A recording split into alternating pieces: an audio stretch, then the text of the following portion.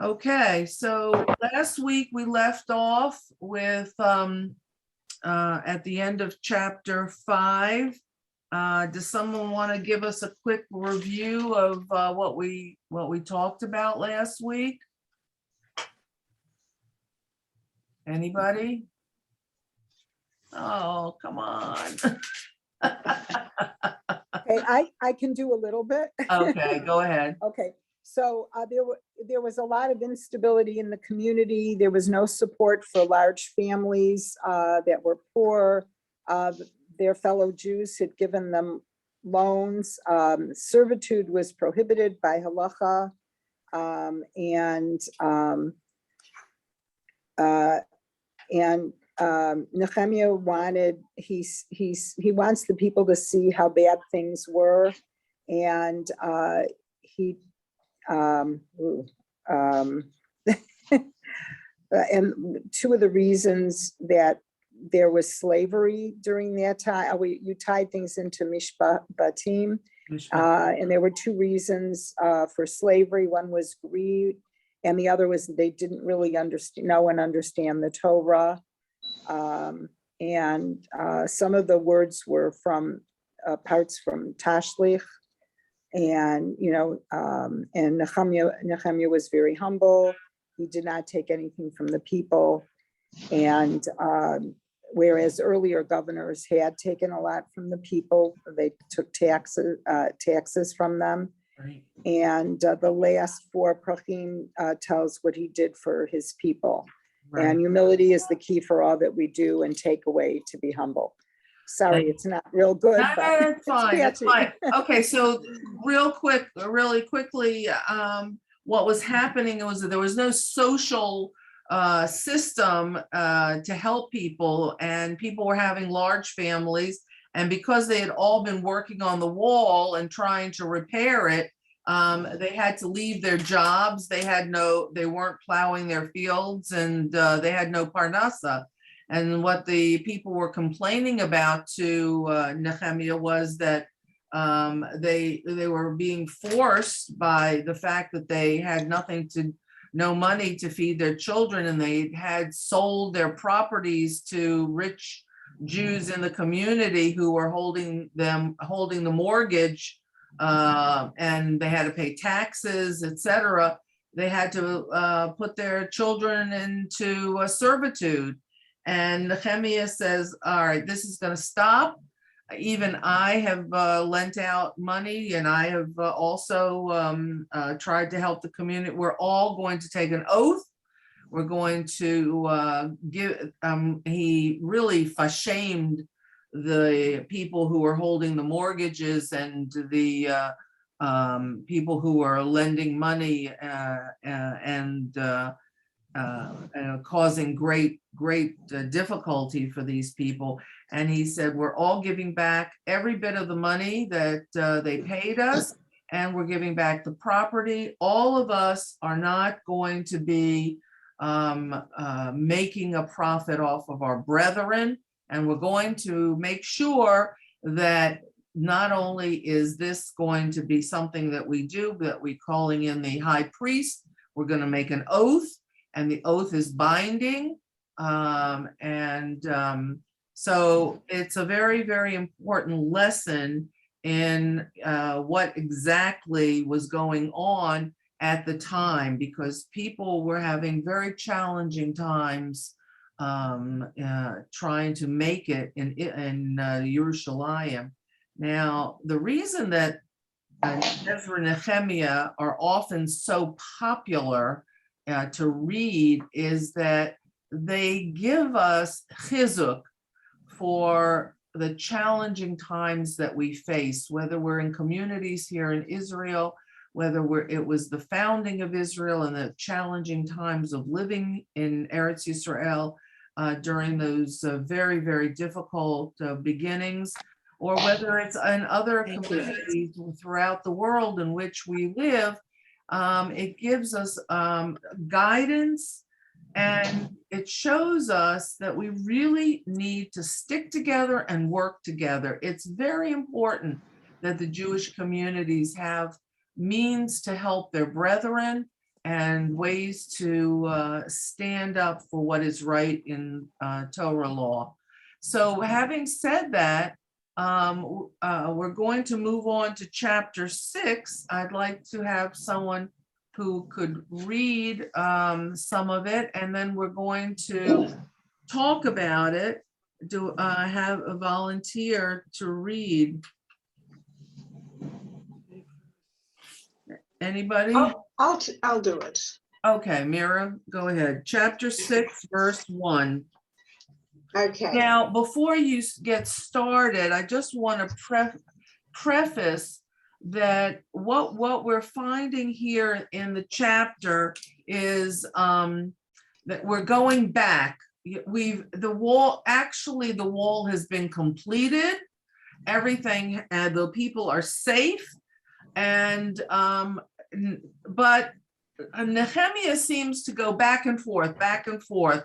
He'll go forward with the wall, then he has some side stories, or what we call backstories, that are there to teach us a lesson. So he goes forward with the construction of the wall, and now he's going back, and during the almost completion of the wall.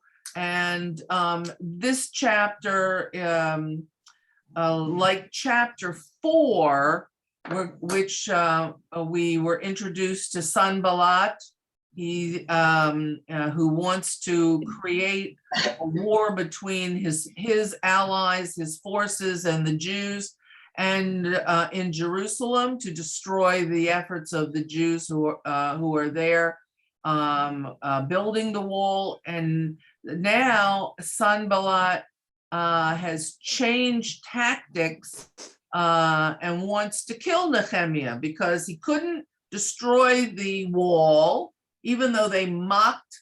Remember, he and Tobiah and the Geshem, the Arab, representing different satraps, different provinces within the Persian kingdom. They wanted to destroy the wall so the Jews would not be safe and that they could still be in charge of the area. And now Sanballat sees the walls are erected, they're strong, the people have succeeded, and now we're going to find that the doors are the only thing that isn't in place when Nechemiah is telling this part of the story. And instead of destroying the walls so that these enemies of the Jews have access to pillaging, humiliating, frustrating, etc., the Jews in Jerusalem, now Sanballat is targeting Nechemiah. Why? Why do you think that Sanballat is targeting Nechemiah to kill? The walls are finished, everything's done. Why do you think they're going to want to assassinate Nechemiah? Well, because he has so much power over the people. Right, and he's doing what with the people? he's the motivation, the force Exactly. behind the people's construction. Right. He is the moving force to these people. Right. They allowed the temple to be built, but not the walls. They sat there for over 16 years with nothing going on. They were totally not motivated to protect themselves. And Nechemiah comes in 52 days. They finish the walls, right. And then Nechemiah starts to address the social issues in the city and the financial issues, and he moves on. He's there for a purpose. He's totally in charge. So Sanballat says, well, if I can't get through the walls, if I can't destroy the walls, I'm going to destroy the person who made the walls. And that was Nechemiah. And he wants to get rid of the driving force that's behind the Jewish success. So let's start reading and see what the story here is. And okay. Mary, yep. Now it came to pass, when it was heard by Sanballat, Tobiah, Geshem the Arab, and the rest of our enemies, that I had built the wall, and that no breach was left therein, also that until that time I had not erected doors in the gates. Then Sanballat and Geshem sent to me, saying, Come, and let us meet together in Kephirim, in the valley of Ono. And they were plotting to do me harm. And I sent messengers to them, saying, I am doing great work, and I cannot go down. Mhm. Why should the work stop when I leave it and come down to you? And they sent to me 4 times according to this wording, and I answered them according to this wording. Then Sanballat sent to me according to this wording a 5th time with his servant, and an open letter was in his hand. It was written in it, it is heard amongst the nations, and Gashmu says that you and the Jews are plotting to rebel. Therefore you are building the wall, and you are their king. According to these words, you have also set up speakers to call upon you in Jerusalem, saying, there is a king in Judea, and now it will be reported to the king according to these words. So let us come and take counsel together. So I Okay, said, okay, so hold on a second. Now let's go back and find out what's going on. It sounds like there's a bunch of very devious plots going on, and we have to decipher what's what here. Okay, so here we have Nechemiah telling us that at this point, and don't forget, we went back, at this point, there were still no doors to the walls. The walls were completely erected, but there were no doors. And, when you order custom-made doors from a foreign country, because they had to get from Lebanon, because Wooden door. Darius, remember, had said to Nehemiah, here's the letter to the woodcutter in Lebanon. He will provide you with whatever wood you need for the doors, the wall, your home, etc. Well, they had to send them the measurements, and then whenever you order foreign products, you have to wait for them to be delivered, and clearly they had not been delivered yet. So while the walls were still there, it was still an open city, and it was hard to protect it as much as they had hoped. So here the city lies, and it's a little bit vulnerable, and it says, it tells us that Sanballat and Geshem sent word, a letter to him, go and let us meet in this valley or this plain of Ono, which is outside of Jerusalem. And they said, but they planned evil towards me. And how does he know that? Remember that there are Jews in Jerusalem, the people who had been there for years and years prior to the aliyah of the people from the 2 aliyahs of Ezra and the one after that, before that, with Zerubbabel. And they've been there a long time, and they've made alliances with Sanballat. So they knew what was going on, and they warned Nehemiah, don't meet with Sanballat because he's going to kill you. So he says to Sanballat, I'm involved in a great work here, and in Pasuk 3, and I'm involved in my work, and I'm unable to come down to meet you. So why should the work stop? while I leave and come to meet you. You know, he's very casual about it. He's not giving away the fact that he knows that they mean him harm. And it's continued. He says they sent this correspondence to him 4 times. So clearly they're very insistent about the fact that they needed him to be killed.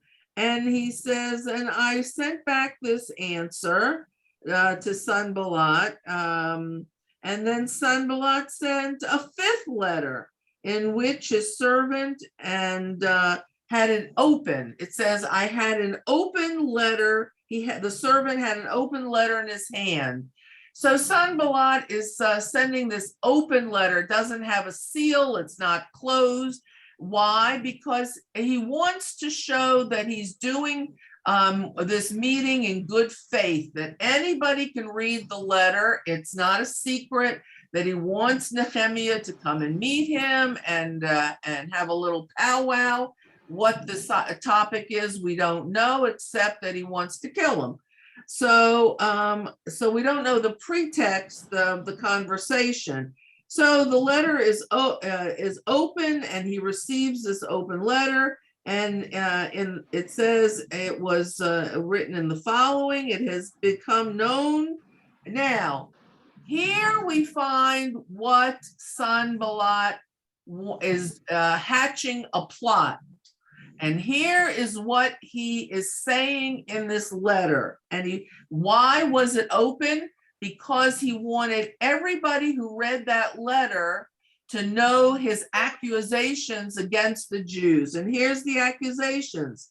It has become known among the nations, meaning all the people who are surrounding Jerusalem, and Gashmu, that's another name they say for Geshem, the Arab, and therefore building the wall, about building the wall, and that you are becoming the king.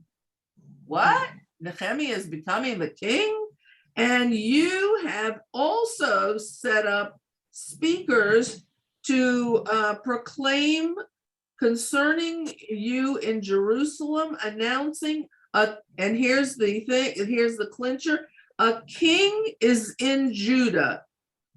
So he's saying that the rumor has it that he has become king in Judah.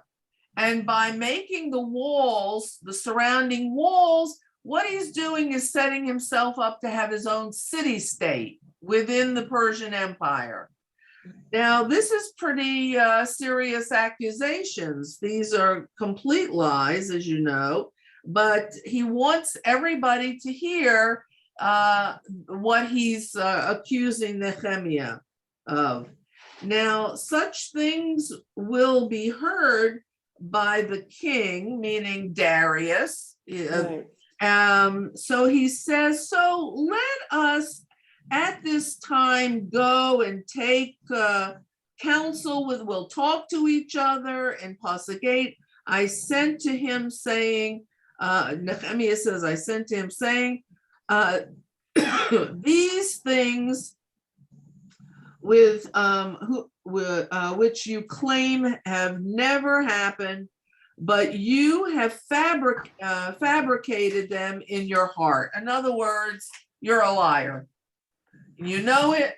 You're the ones. You're the one who's made this up, and you're the one who has been spreading this rumor. So there's no need to talk to you about this. Excuse me. So he says, for they all are saying of us, let them leave off the work, let it not be done. And now you strengthen my hand. In other words, Nechemiah is saying, you want the work to stop. You don't want it to go forward. You don't want Jerusalem to be a secure city. You want it to be exposed so you can humiliate and pillage the people. And now by saying all this, you strengthen my hand. What does that mean? You make me stronger by knowing what your bad intentions are. Now Nehemiah feels, yes, he feels he's more determined than ever to make sure that Sanballat is not successful. And he says, I then came to the home, okay, of Shemaiah. You read this, didn't? No. You didn't? No, No. Okay. we stopped after 8. Okay, so continue at 10. At 10 or at 8? No, go ahead, 10. 8. We talked about 8 just now, about him fabricating everything. So go ahead, go at 10. Okay.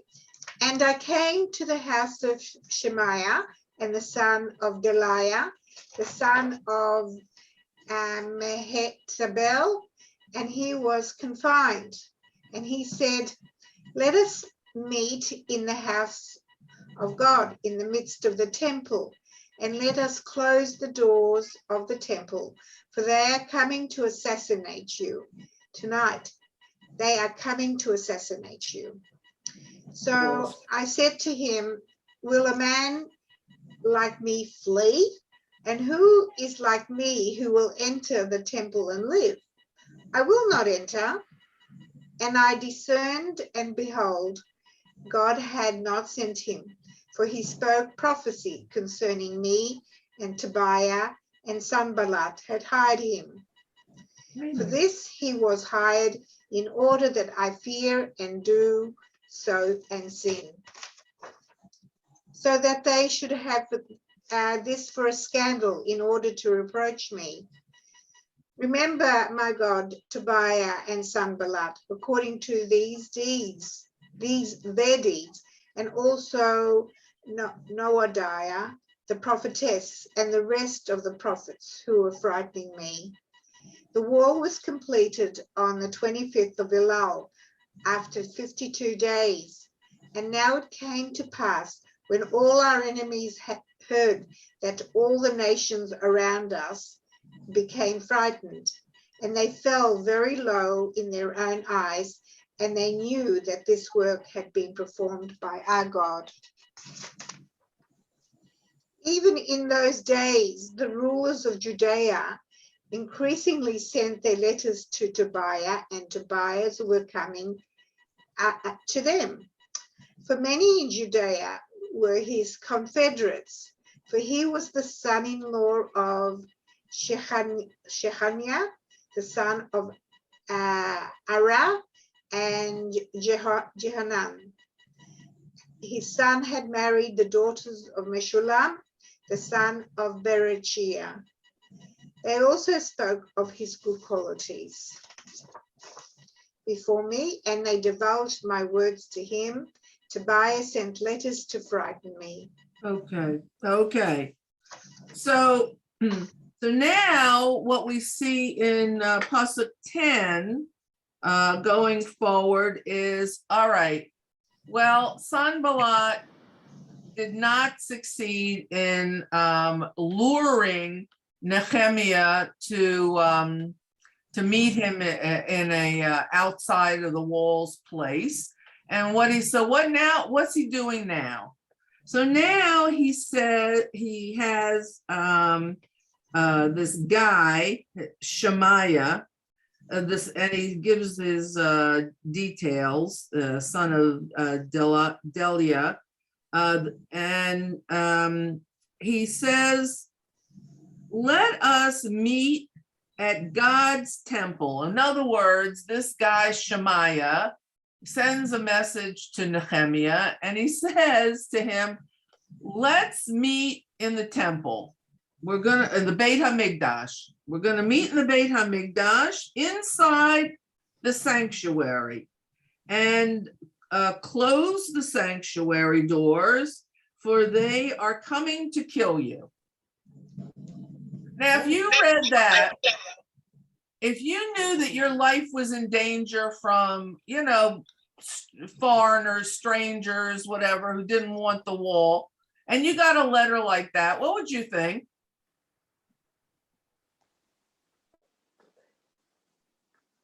meet me in the sanctuary that has only one way to get out, the front doors. He's gonna be moided. Wouldn't go. And then we're gonna close the doors and we're gonna have a meeting. You No one believe that? knows that he's there. You would think he's getting trapped. Okay, all right, and anything I- else?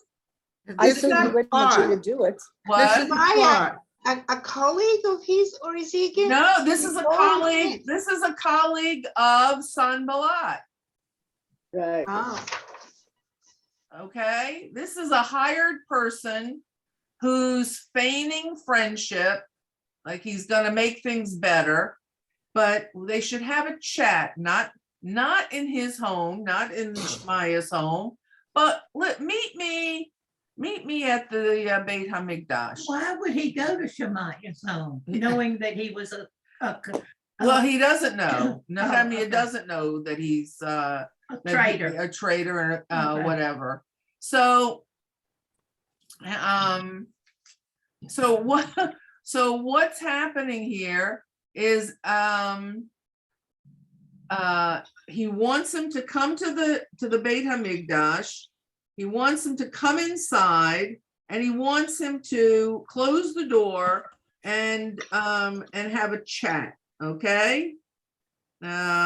Because he says they're coming to kill you, meaning if you come to the Beit HaMikdash and meet me there, we'll go together and I'm gonna protect you. Hello? Do you think Nechemiah is that stupid that he's gonna No. fall for that? No, not at all. So, and what's suspicious about this in the first place? Is there anything that would cause you to, if you were living in the times of the Beit HaMikdash and you're living in Jerusalem and someone says, meet me there inside the sanctuary, what's the first thing you would think of? Well, a non-Jew That he's not meeting not him. allowed to go into the sanctuary. That's right. He's Yeah. not allowed to go. He's not a Kohen. He's not He's the not Kohen allowed to Gadol. He can't go in there. How is this Shemaiah gonna meet him inside? They can't go in there. So the guy, he says, why would Shemaiah even suggest it? Because he also knows that he can't go in there. well, clearly he doesn't know. Clearly he's not so smart. And don't forget, a lot of the people don't know the laws of the Beit HaMikdash, etc. They don't know anything about Judaism. Their Judaism is very minimal, and that's why there's so many issues. He also is sick.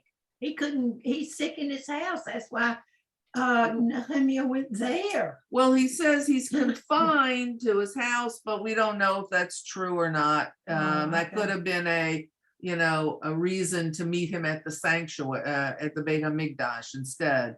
So we don't actually know, what his particulars are. Okay, so he's feigning that he's gonna talk to him about the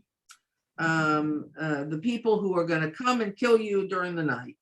So Pasuk 11, Nechemiah says, does a man like me run away? And who, being like me, may enter the sanctuary and live? In other words, he's saying, I can't go into the sanctuary and live. I'm not a Kohen Gadol. So Nehemiah knew the rules, and he says, I'm not coming. I'm not coming. So in Pasuk 12, he says, I recognize that God had not sent him, for he spoke prophetically to me. Tobiah and Sanballat had hired him. In other words, he figured out that he had been a hired hand by Sanballat and Tobiah. So he says, I'm not coming don't wait for me there because you're not going to see me. And I'm not fleeing. I'm not leaving my people. I am not the kind of guy who runs. And, you know, this is all. So here's the second kind of thing that they're trying to do. First of all, Sanballat tries to break down the wall. Now, then the second thing he tries to do is to lure him out into the valley outside of Yerushalayim to kill him.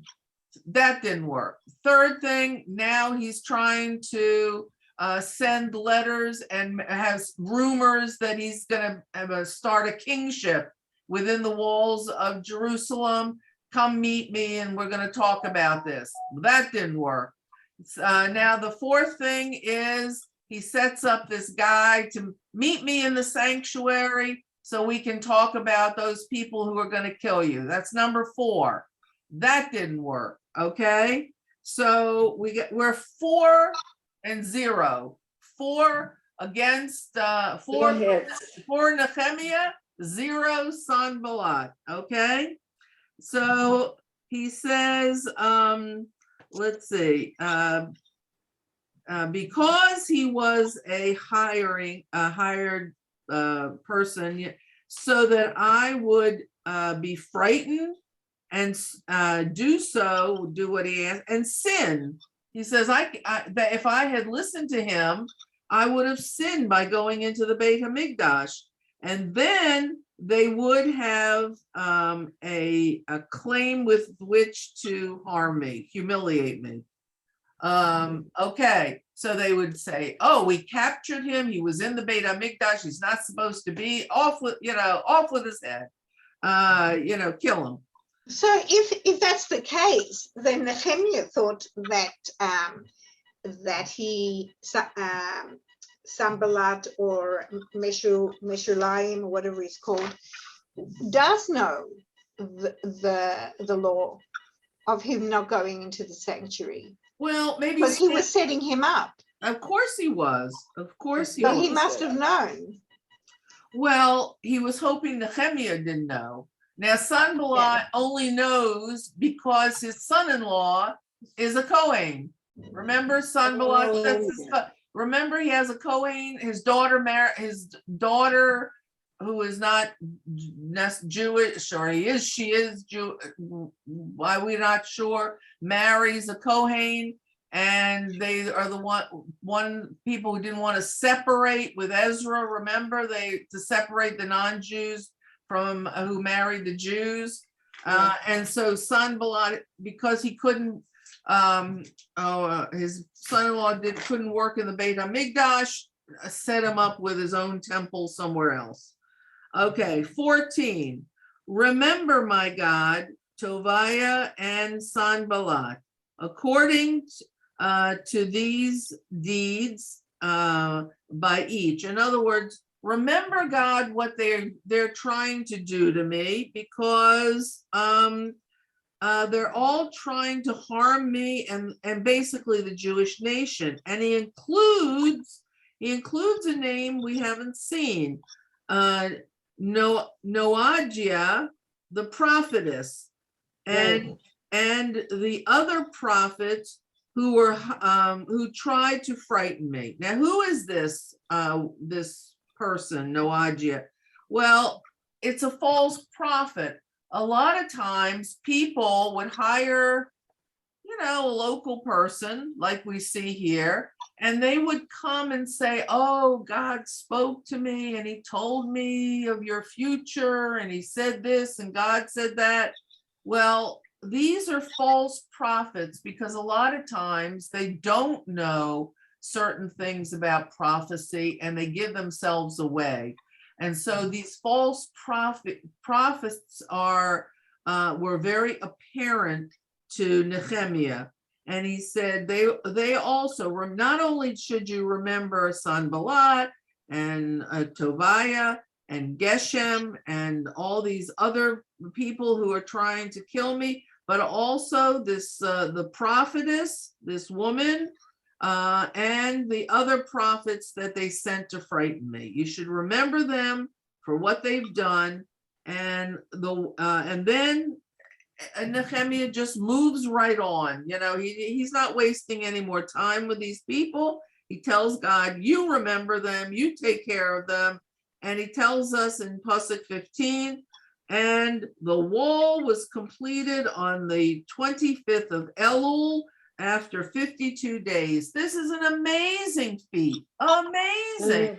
It is. And that's why the people were having such a difficult time making a living. They had been away from their jobs or their parnasa for over 52 days. I'm sure they had to get supplies and before they started building. And so consequently, Nechemiah says the wall is now complete in Elul, right before when? Rosh Hashanah. That's Before right. Rosh Hashanah. That's before Rosh Hashanah, exactly. So in Pasuk 16, he says, now when all our enemies heard and all of the nations surrounding us saw, they fell greatly in their own eyes. In other words, when they saw that we celebrated, we completed the walls, the enemies knew that they were defeated. They were defeated, and that this work was done by our God. That it was almost humanly impossible to finish that huge wall in 52 days, when after over 16 years, the people did not have the koach and the inspiration and the strength to tackle the wall. He comes, Nehemiah, and he motivates the people and he gets them going, and they all work together and they build this wall 52 days. And these people who have tried to destroy Judah and the Jewish people see that they have failed in all their efforts. They have failed, and that it was their God, the Jews' God, that helped them create such a miraculous event. Okay, and then in 17 it says, but even in those days, the aristocrats of Judah sent many letters to Tobiah, and Tobiah's letters came to them. In other words, they're having these back and forth letters with Tobiah. And it says, for many in Judah, many of the Jews who were living in Judah had sworn allegiance to him. In other words, that before Nehemiah came, these Jews in the city of Jerusalem and surrounding Judah had a relationship with Tobiah. And since he was the son-in-law of this Shechaniah, he was well known, and he had married Meshullam's daughter, and so these people all knew Tobiah. So I'm sure that now Tobiah's lack of success in bringing down Nehemiah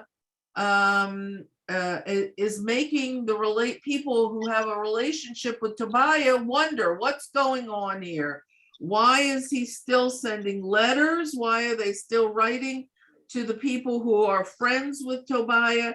And what we find out is that they had a respect for this man that was long cemented before they had a relationship with Nehemiah. And so Nehemiah says, okay, you can have this relationship, because these people kept coming to Nehemiah and saying, I know you think that he and Sanballat are really bad guys, but Tobiah is really a good guy. He means well. He's got a good name in the community, and we think he's an okay guy. Now, don't forget, these are not the poor people. These are the people who are wealthier, and so they must have some kind of financial dealings with him. And he says to Nehemiah says, they came to me and recited his merits before me. And in other words, they said, oh, he's such a good guy. You really should get along with him. And Nehemiah says, and when they came to me, I passed along my remarks to him. In other words, when these people came in defense of Tobiah, Nehemiah says, I gave them an earful of what I thought of him and said, you go tell him what I think of him, because then you're mistaken. You're absolutely mistaken if you think you can come and fool me about this guy. I'm telling you, he's not a good guy. And then at the end, the last pasuk of this chapter, is that Tobiah sent letters to intimidate me. Okay. Oh, are these characters, Tobias and all the others, are they Jewish? Yes, some are and some aren't. Good. So this isn't really a Jewish issue. This is a Nehemiah issue, It's a power issue. a power issue. Yes. Now, if these guys were truly legitimate in what they were doing, all they had to do was write to King Darius and say, King Darius, king of the Persian Empire, these Jews are a pain in the neck. They are plotting against you. They are doing evil against you and the Persian Empire. They're not paying their taxes. They could create a whole series of things like somebody else we know. Who did that? Who told the king about all the things the Jews weren't doing? Haman. Haman.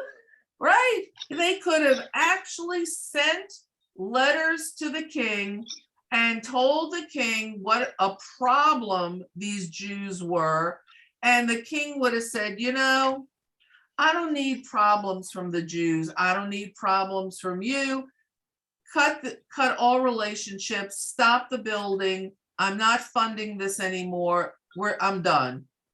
But they knew they were wrong, and they knew that they would not be successful with the king, and they had to pick their battles with the king in order to secure their positions.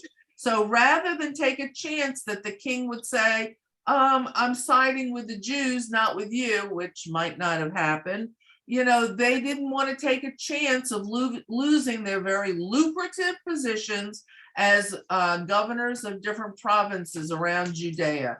So they kept it to themselves, and they had all of these letters and these situations that didn't succeed. And Nehemiah felt that this was an important thing to tell us. Okay, so do you think that Nehemiah was not around for very long at this point, was he? He had come back. No. And these other people of power, do you think they would have seen him as an interloper, that he was now grabbing power from the establishment? Well, yeah, in a way, not only because King Darius appoints him as the governor of Jerusalem. And he says, and the king says, whatever you want, you can have. Now, clearly, he didn't say that to the other guys. Right. Now, if Nehemiah comes with the king's blessings and his purse strings attached, and he comes and is successful in doing what many others were not successful in doing, what does that say for what these people wanted? They continually promoted and perpetuated that there was robbing and stealing and murders and all kinds of things to keep the Jews from being successful. And Nehemiah foils their plans. So, so we see in this chapter, it's a short chapter, but we see that, I guess it gives us a glimpse of what the enemy would go, do in order to get rid of a strong leader of the Jewish people. Clearly, none of this happened to Ezra. We don't even know what's happened to Ezra. We could say right now, I know what's happened to Ezra because I read ahead. But if we were just to read this now, we would say to ourselves, well, wasn't Ezra just involved just a few months ago with the Jewish people before Nehemiah came? Where is this man? What's going on? Why is he not involved now? Why don't we hear his name? Why don't we hear what he's doing in tandem with Nehemiah? We would say, did he like fall off the face of the planet? Where's Ezra? So we're going to find out where Ezra is and what he's doing, but not in the next chapter. So let's continue, okay? This chapter I've reserved for Cynthia. Cynthia, you still there? I have a special position here. Yes, you do. You're the name reader.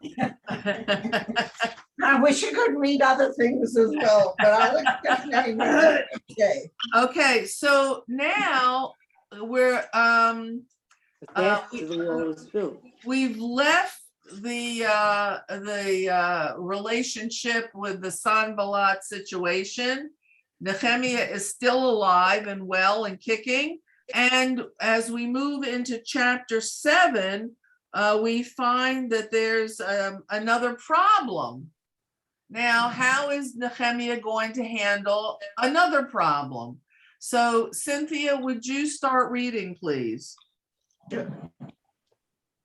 Now it came to pass when the wall was built and I had set up the doors and the gatekeepers and the singers and the Levites were appointed, that I gave my brother Hanani and Hananiah, the ruler of the palace, charge over Yerushalayim. For he was a faithful man and feared God above many. And I said to them, let not the gates of Yerushalayim be opened until the sun is hot. And while people are still standing there, let them shut the doors and bar them, and appoint watchers amongst the inhabitants of Yerushalayim, everyone in his watch, and everyone to be over against his house. Now the city was large and great, but the people in it were few, and the houses were not yet built. And my God put into my heart to gather together the nobles and the rulers and the people, that they might be reckoned by genealogy. And I found a register of the genealogy of those who came up at the first, and found written there, these are the children of the province who went up out of captivity of the exile, whom Nebuchadnezzar, the king of Babel, had carried away, and came back to Jerusalem and to Yehuda, everyone to his city, who came with Zerubbabel, Yeshua, Nechemiah, Azariah, Raamiah, Nachamani, Mordechai, Bilshan, Misperet, Bigvai, Nehum, Baana. The number of men of the people of Israel, the children of Parosh, 2,171. Okay, so just stop for 1 minute before we maybe go forward with the names. So what is Nehemiah telling us here? That there were few people in the city, but homes, and probably not enough to defend them. Okay, yeah. When push comes to shove, after the city is secure, Nehemiah can look to see, what do we have here in this walled city? What's going on here? Now that we're safe, what's happening within the security of these walled cities? We have the Beit HaMikdash, we have Kohanim, we have Levium, but what's happening? Where are the people? And he sees the fact that there is not enough people. There's not enough people to protect the city, to protect the walls, and there's not a lot, and there's very few homes that had been built inside the walled city. So he says to himself, where am I going to get people? How am I going to do this? So he says that he gets an idea from God. What's the inspiration?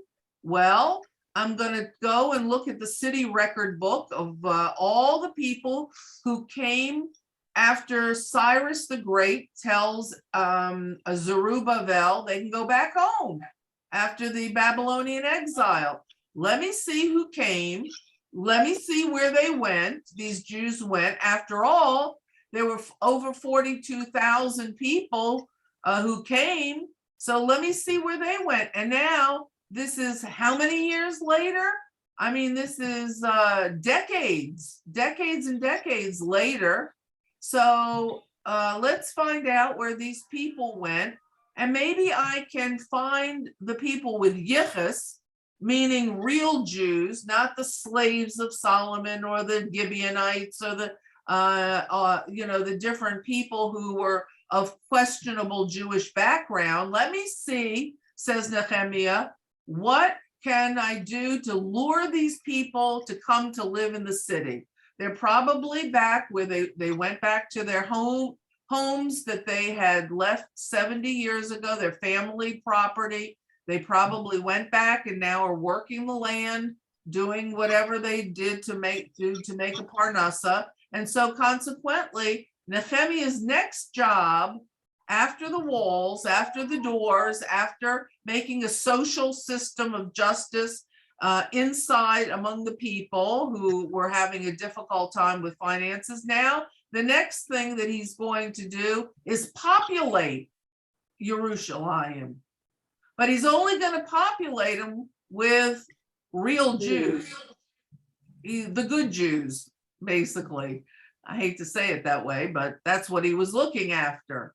So he finds the book of what he calls lineage or genealogy, and he starts to read all the names. And what do we find that he's reading?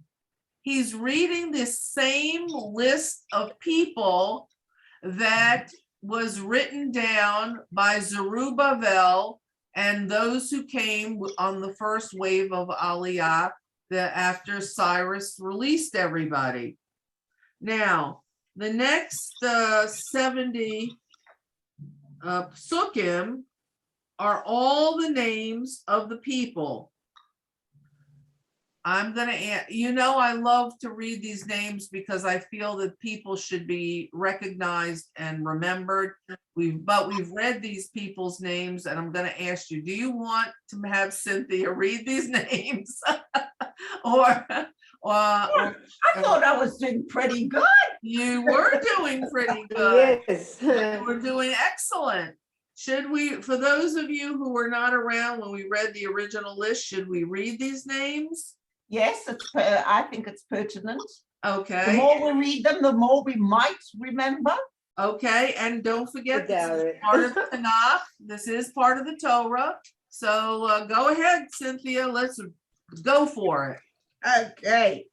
Put on your belts, kiddos. Okay, here we go. The number go. of the men of the people of Israel, the children of Parosh, 2,172. The children of Shvatia, 372. The children of Arach, 652. The children of Pachat Moab and the children of Yeshua and Yoav, 2,818. The children of Elam, 1,254. The children of Zatu, 845. The children of Zakai, 760. The children of Binui, 648. The children of Bevai, 628. The children of Azgad, 2,322. The children of Adonikam, 667. The children of Bigvai, 2,067. The children of Adin, 655. The children of Ater, of Chizkiah, 98. The children of Hashum, 328. The children of Bezai, 324. The children of Harif, 112. The children of Giv'on, 95. The men of Beit Lechem and Netufah, 188. The men of Anatot, 128. The men of Bet Azmavet, 42. The men of Kiryat Yarim, Kafira and Be'erot, 743. The men of Ramah and Geba, 621. The men of Michmas, 122. The men of Bet El and Ai, 123. The men of the other Nebo, 52. The children of the other Elam, 1,254. The children of Harim, 320. The children of Jericho, 345. The children of Lod, Hadid and Ono, 721. The children of Senaa, 3,030 priests. 3,900. Mr. Page, one moment, please. It's 3,930. You're correct, 930. The priests, the children of Yediah and the house of Yeshua, 973. The children of Immer, 1,052. The children of Pashhu, 1,247. The children of Harim, 1,017. The Levites, the children of Yeshua of Kadmiel, and the children of Hosea, 74. The singers, the children of Asaph, 148. The gatekeepers, the children of Shalom, the children of Ater, the children of Talmon, the children of Akuv, the children of Hatita, the children of Shovai, 148. The temple servants, the children of Zicha, the children of Chasufa, the children of Tabaot, the children of Keros, the children of Sia, the children of Padon, the children of Levana, the children of Chagava, the children of Salmai, the children of Hanan, the children of Gidel, the children of Gachar, the children of Reaya, the children of Redzin, the children of Nekudah, the children of Gazam, the children of Uzzah, the children of Paseach, the children of Besai, the children of Meunim, the children of Nephisim, the children of Bakbuk, the children of Hachakufa, the children of Chabchu, the children of Bazlit, the children of Mechida, the children of Charsha, the children of Barkos, the children of Sisera, the children of Temach, the children of Neziach, the children of Hatifa, the children of the servants of Shlomo, the children of Sotai, the children of Soferet, the children of Perida, the children of Ya'ala, the children of Darkon, the children of Gidel, the children of Shvatiyah, the children of Khatil, the children of Pokeret, of Zvaim, the children of Ammon, all the temple servants, and the children of the servants of Shlomo were 393. And these were they who went up from Tel Melach, from Tel Harsha, Keruv, Adon, and Immer. And they could not tell their fathers' houses, nor their seed, whether they were of Israel. The children of Deliah, the children of Tobiah, the children of Nekoda, 642, and of all the priests, the children of Chavayah, the children of Koz, the children of Barzillai, who took one of the daughters of Barzillai, the Gileadite, to wife and was called after their name. These sought their register, that is the genealogy, but it was not found. Therefore they were excluded from the priesthood as unfit. And the Tirshata said to them that they should not eat of the most holy things until there stood up a priest with Urim and Tumim. The whole congregation together was 42,360, besides their men servants and their women servants, of whom there were 7,337. And they had 245 singing men and singing women. Their horses, 736, their mules, 245, their camels, 435, 6,720 asses, and some of the chiefs of the fathers' houses gave for the work that Tirshata gave to the treasury 1,000 drachmas of gold, 50 basins, 530 priests' garments. And some of the chiefs of the fathers' houses gave to the treasurer of the work 20,000 drachmas of gold and 2,200 minas of silver. And that which the rest of the people gave was 20,000 drachmas of gold and 2,000 minas of silver and 67 priests' garments.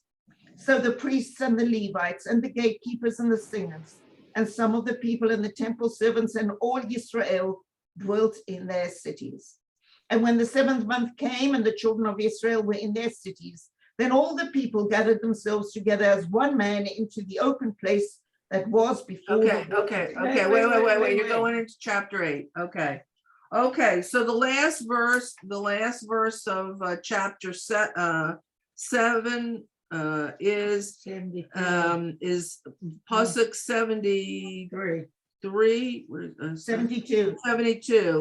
Then the Kohanim, the Levites, the gatekeepers, the singers, some of the people, the Nethanites, those were the converted Jews, and all of Israel settled in their cities. The 7th month arrived with the children of Israel in their cities. Okay, thank you, Cynthia. Excellent. Wow.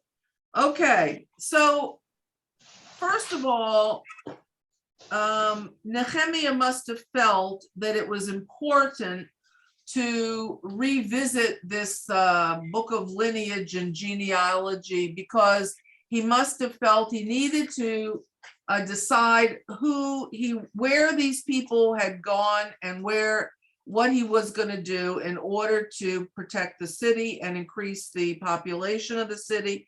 He also tells us that he appoints among the Levium, he appoints the singers and the gatekeepers. So apparently the Levium had other jobs as well, other than temple, the Beit HaMikdash jobs, and they were appointed to watch the gates.